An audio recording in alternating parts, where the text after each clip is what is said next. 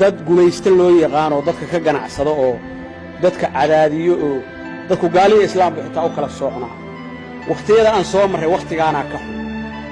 waxa jira mar Soomaaliya gumaysta haystay oo dadku aaminsanaa in gumaysta haysto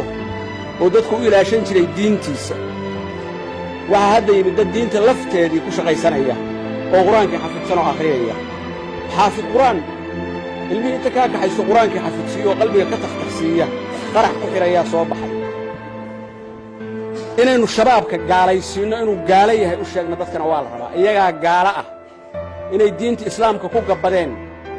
oo qofka masaajid ka soo baxadilayaan waa ay ugu dambeysay oo aan jamaaca tagaa ma jirto masjidkii baa la iga cayrsan dadka aadabiga ahaa bay cabsi ku abuureen cabsida iyo gaajadu waa laba shay oo wada socda meel haddii ilaahay cabsi ku ibtileeyo gaajaa ku xigta dadkii baan isu lugaynayn dadkii baan wada shaqaynayn dadkii baan cibaadaysanayn mushkiladaasay ku abuureen ummaddii waa argagax geliyeen waxaan ku dhiiranayaa oon idin leeyahay shabaabku inay gaala yihiin dadka inaan u sheegno diinta islaamka iyo noloshaba ka soo horjeeda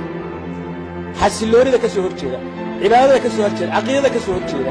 muslimnimada ka soo horjeeda haddaan safar ay dhalinyarada ma qaado waxaan ka baqaa inuu maaragtay gaari ka degi yidhahdaan ay qarxiyo lafahaygaan uga baqaa waa asxaan darro wey cadaylaha ma qaado hadda wallaahi waa qaadi jira waago qof walba naftaydaan uga baqa masjidkii baan ka baqa oo qofka islaamka aan qaadi lahaa baan ka baqa oo kii tuugsanayay baan ka baqa waa mushkilad weeye axsaankii baa lumaya soomaalinimadii baa lumaysa islaamnimadii baa lumaysa ajarkii baa lumaya ilaahay hayna ka qabto ilaahu naga qabaannu leenahay shayaadiin weeye shayddaanka aan iska naarro aan iska qabanno waxaa laga yaabaa qaar idin ka mid inay aaminsan inay muslim yihiin baa laga yaabaa inaad u riyaaqaysaan oad muslim u qabtaan idinkoo diinta jecel laakiin inaad fakirtaan baa la rabaa ad arrinta aad ogaataan inayan muslimiin ahayne yuhuuddaa ka fiican sababtaa yuhuudka waad iska ilaalinaysaa waad iska jirtaa yuhuudka yuhuud baa u taqaana kanna muslim kula joogo weeye si looga